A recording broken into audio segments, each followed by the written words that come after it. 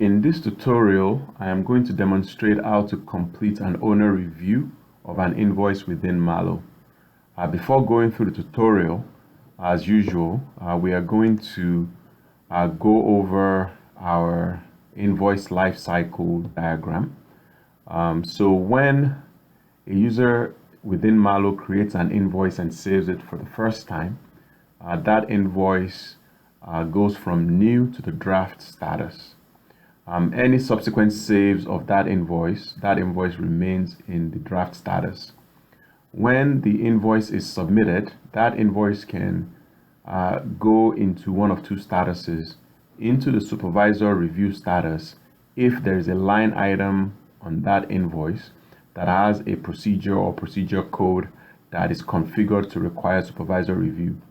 If there is no such line item on the invoice, then that invoice goes from draft to QA review.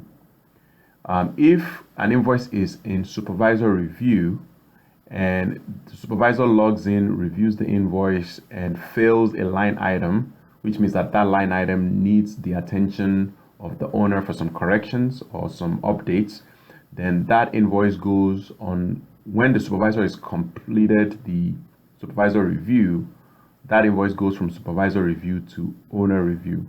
Similarly, if an invoice is in QA review and the quality assurance person fails a line item on that invoice and completes the QA review, that invoice goes from QA review to owner review. So when an invoice is in owner review, that means that the owner of the invoice needs to log into Mallow and follow the instructions that have been specified in the comments of a line item within that invoice. When an invoice is in the owner review status, the owner of that invoice gets an email notification informing the owner of the invoice that they need to log in because there is an item within Mallow that needs their attention. So now I am going to log in as a user of Mallow that has two invoices that are in owner review status.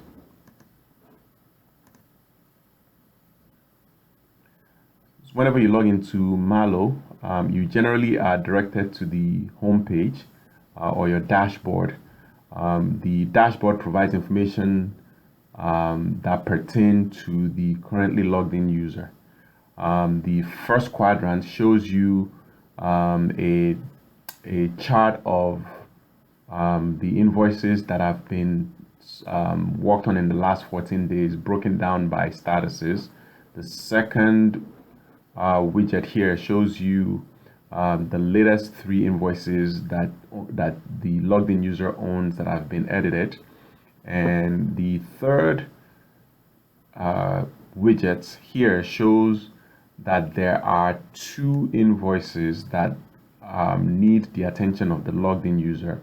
And the last widget shows if there are invoices that belong to an upcoming pay cycle and the amount that the invoice or invoices would the amount that the organization or the facility would pay the owner of the invoice or invoices. So as an owner, if I have invoices that require my attention, I am able to access those invoices by going to invoices in the main menu and selecting my invoices. In the list of invoices that are displayed here, we can filter by status by unchecking the checkboxes of statuses that we don't want to see. Upon filtering and just filtering by the owner review status, you will notice here that there are 2 invoices that need my attention as the logged in user. When an invoice is in owner review and you click on it to open it, the detail of the invoice is displayed at the bottom. Before completing owner review, it's worth mentioning some of the navigation features here. As usual, you can show and hide the list of invoices by clicking on this icon. A similar thing can be achieved by clicking on the title of the page to show and hide the list of invoices. Another thing to note here is that the invoices in owner review behave differently from the other invoices when they are clicked on. In this particular case, the moment you click on an invoice in the list, it's automatically opened for editing, which is different from when you open invoices in other statuses. Those tend to open in read-only status. This particular invoice is automatically open for editing, and it's locked for the user that clicked on it, which is the owner of the invoice. You can see that the fields here are editable. When an invoice is in owner review status, the line item fields can be edited by the owner of the invoice. Here you will notice that there are 3 line items in this invoice. For each item, for each of the first 2 items, there is a toggle button that the owner needs to click on to confirm that they've resolved the issue for that line item. If the owner does not click on this toggle button to turn it on, and they try to submit or complete the review of this invoice, they will get an error message. So the comments that the QA person specified as the reason for failing the line item for this particular invoice is displayed here. You can see that the first line item, the QA person mentioned that the session is not documented, meaning that they can't find the documentation that goes along with this line item. The second item was failed as well. The QA person mentions that the location where the session took place is not specified in the documentation. So let's say that I, the owner of the invoice, I fixed the 2 issues. I'm going to toggle both buttons, and then I will specify that I am completing the owner review. Within this particular system, the procedures that are part of the line items here, the 9037, is not a procedure that requires supervisor review. So upon completion of owner review, this invoice would go from owner review status back to quality assurance review status.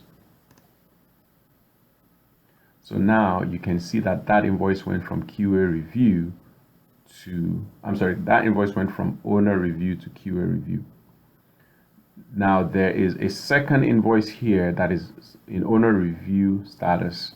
If I click on that, again, the invoice is open for editing. It's locked for the current user that's logged in. In this case, there are 2 items in this invoice. One of them passed the review, the other failed review. This is an invoice that was sent back by the supervisor because the first line item, a treatment plan procedure, is a type of procedure that requires supervisor review. So the supervisor reviewed it, and the supervisor commented that the next review due date was not specified on the treatment plan document. So let's say that I, the owner of this invoice, I fixed the issue, I edited my treatment plan for Erin Bailey, and I included the next ITP review date. Then I will come back here and toggle the owner review field, or the owner review button, and then I will click on complete owner review. Because the item that failed review is an item that has a procedure that required the supervisor to review it, upon completion of owner review, this invoice would go back to the supervisor so that the supervisor can verify that I've fixed whatever issue they found with my invoice. So you can see now that the invoice went from owner review back to the supervisor so that the supervisor can verify that the corrections have been made. So this is in a nutshell how you review an invoice that is in owner review status. If I go back to the home page here, when we initially logged in, you will notice that there were this count of invoices that needed my attention were 2. Now it's 0. And you can see that the 2 invoices that I updated are showing up as the top 2 items in my list of recently updated invoices. So this is how an owner would complete an owner review of an invoice that is in the owner review status.